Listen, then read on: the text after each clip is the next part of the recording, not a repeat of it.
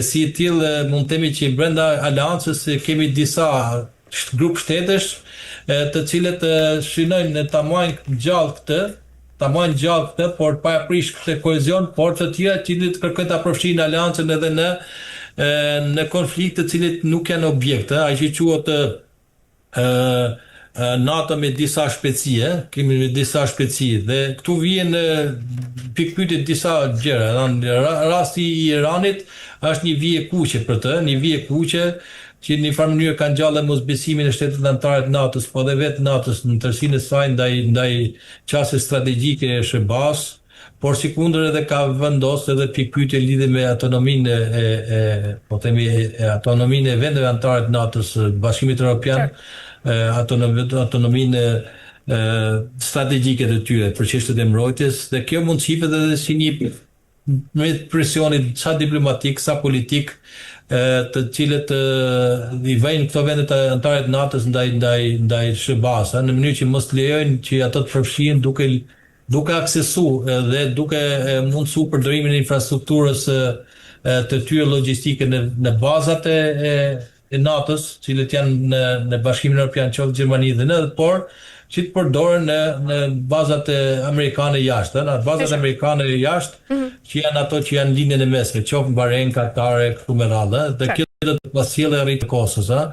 Irani është vija kuqe, po themi i përçarjes midis shteteve anëtare të Bashkimit Evropian që janë pjesë e NATO-s dhe vetë NATO-s. Dhe vjet dyshim edhe ekzistenca e NATO-s në kuptimin e si do të jetë armja e saj, ku SBA-ja mund ta përdorë si një mjet, ose paguajnë në këtë rast, ose më pas do të prishet ky kohezion. Është një lloj kërcënimi që i bën, por që nga ana tjetër edhe NATO përmes sekretarit vet reagon që ne nuk është lufta jonë, kjo s'kemi pse ne përfshihemi. Mirë, zoti Rezi, kemi arritur në fund, ju falenderoj për çdo informacion. Ishte kënaqësi. Të përshëndesim, nderuar kënaqësi edhe për mua. Mirë, shikues të nderuar, mbyllim këtu këtë pjesë të parë, kthehemi pas pak në pjesën e dytë për të ndalur sërish tek linja e mesme.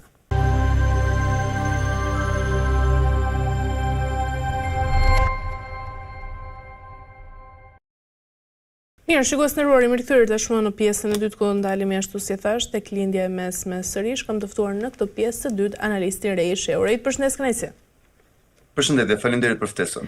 Atëherë do nisim me një telefonat që është zhvilluar mes ministrit të jashtëm gjerman dhe homologut të tij iranian Abbas Araghchi, ku është diskutuar mbi zhvillimet në lidhje me programin bërthamor të Iranit, por dhe situatën problematike tashmë që ndodhet në ngushticën e Hormuzit.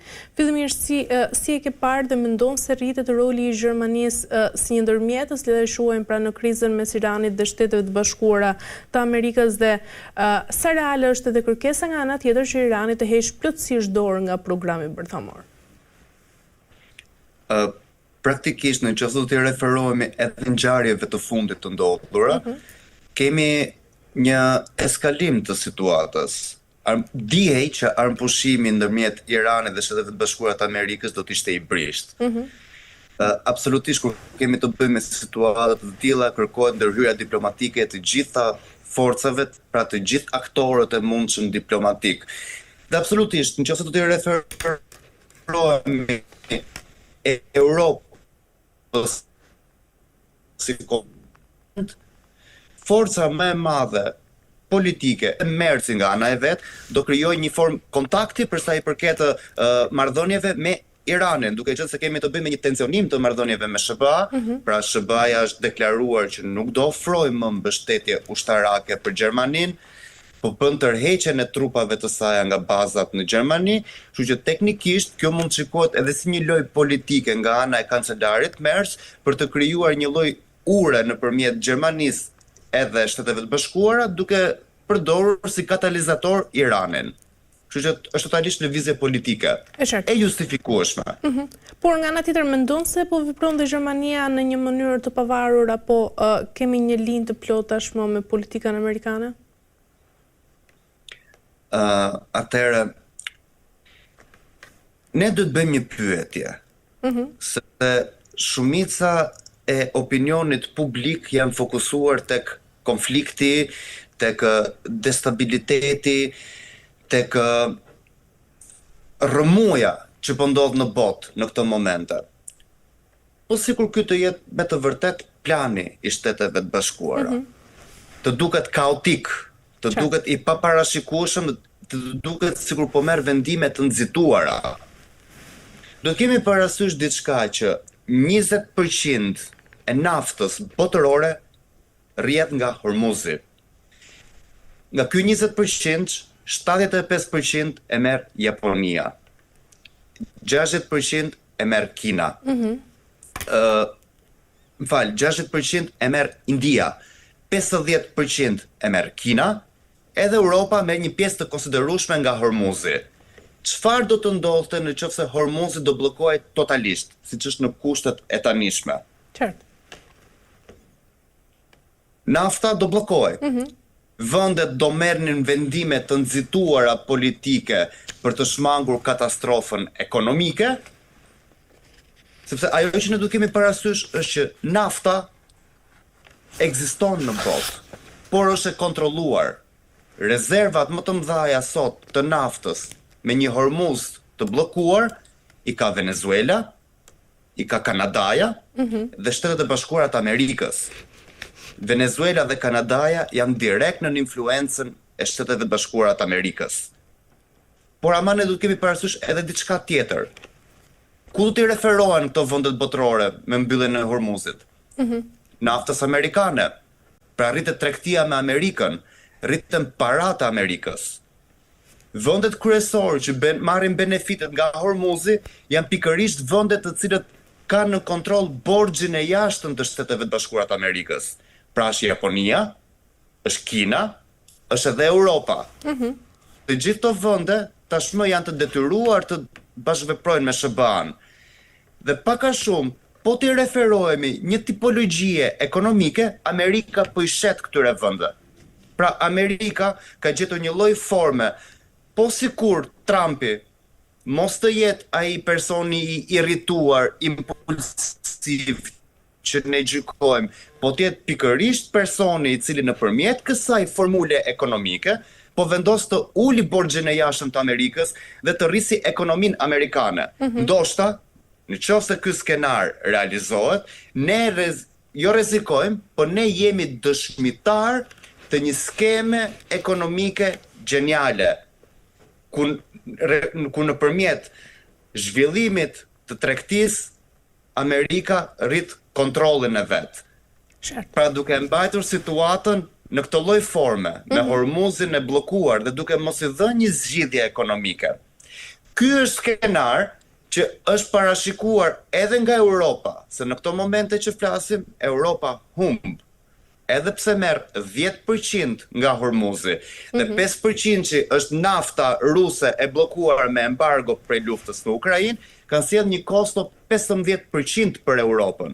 Kosto e cila është e reflektuar sot tek jetesa e qytetarëve e cila është më e shtrenjtë, apo po t'i referohemi në mënyrë të drejtë për drejtë, çmimet e avionëve, biletat e avionëve janë trefishuar. Prandaj, kjo është arsyeja, duke e ditur ose duke pasur një lloj nuhatje drejt politikës amerikane që e gjithë këtë situatë në tani e thënë ndryshe, humbja e luftës me Iranin po sjell përfitimin ekonomik të Amerikës. Europa është në kushte të këqija, edhe po kërkohet në çdo lloj mënyre të arrijë në negociata që minimalisht të hapet Hormuzi dhe nga ana tjetër të krijohet ura lidhëse që Europa të ketë përsëri marrëdhënie bashkëpunimi me Shtetet e Bashkuara të Amerikës. E qartë, por jena se do të kemi sërish pra një dështim të këtyre negociatave mes dy vendeve. Mendon se Shtetet e Bashkuara të Amerikës e kanë një plan B? Unë mendoj se kjo që tha pak më përpara është plani A. Po t'i referohemi influencës politike që ka regjimi i Teheranit, është i pandikueshëm në SBA. Po t'i referohemi sulmeve ushtarake, janë të totalisht të përballueshme për SBA-n. Do të kemi parasysh që Shtetet e Bashkuara të Amerikës, na pëlqen apo s'na pëlqen, është i vetmi vend i cili gjatë gjithë ekzistencës së tij për herë të fundit është sulmuar toka amerikane nga forcat japoneze në Pearl Harbor, pra në luftën e dytë botërore. Ka mbi 70 vite që toka amerikane nuk preket. Pra çështja e Iranit nuk është vetëm çështje ushtarake, mund të duket si çështje ushtarake, Mund të duket dhe nga ana tjetër sikur është thjesht për të ndihmuar aleatin e përjetshëm Izraelin. Por ama duhet kemi parasysh diçka që nga fillimi i kësaj lufte deri në këtë momente që flasim, Amerika është vetëm pasuruar, sepse është bllokuar Hormuzi, por ama nafta amerikane ka shkuar në treg. Në qoftë se do të referohemi fakteve politike dhe ekonomike të momentit, duhet marrim parasysh dy skenar. Skenarin e mirë dhe skenarin e keq. Në qoftë se situata vazhdon në këto kushte që jemi tani, pra me një situatë të tensionuar, me një Amerikë e cila vazhdon blokadën ndaj Iranit, probabiliteti është që fuqitë e naftës do rriten. Çmimi mund të shkojë deri në $150. Në qoftë se arrihet në marrëveshje me Teheranin, mund kalojmë në çmimin normal të naftës, që është diku te $90 deri në $110 maksimumi. Por nëse situata vazhdon e eskaluar, do të kemi parasysh faktin e vetëm që Hormuzi bllokohet dhe në momentin ku Hormuzi bllokohet, të gjitha vendet që kanë në dorë borxhin e jashtëm të Amerikës janë të detyruar të ulen në tavolinë me Amerikën për të marrë naftën që vjen nga Shtetet e Bashkuara të Amerikës. E qartërej nga ana tjetër, Garda Revolucionare e Iranit ka deklaruar se Shtetet e Bashkuara përballen me një zgjedhje pra mes një operacioni ushtarak të pamundur, por dhe arritjes së një marrëveshje me Iranin pas kritikave të vetë presidentit të SBA-s Donald Trump prandaj propozimit të fundit përfaqëse nga ana e Iranit. Pse Irani e shuan të pamundur një sulm amerikan dhe çfarë fshihet mbas këtyre deklaratave? Irani mund të thojë se është e pamundur, por Shtetet e Bashkuara të Amerikës kanë treguar se kjo është e mundur.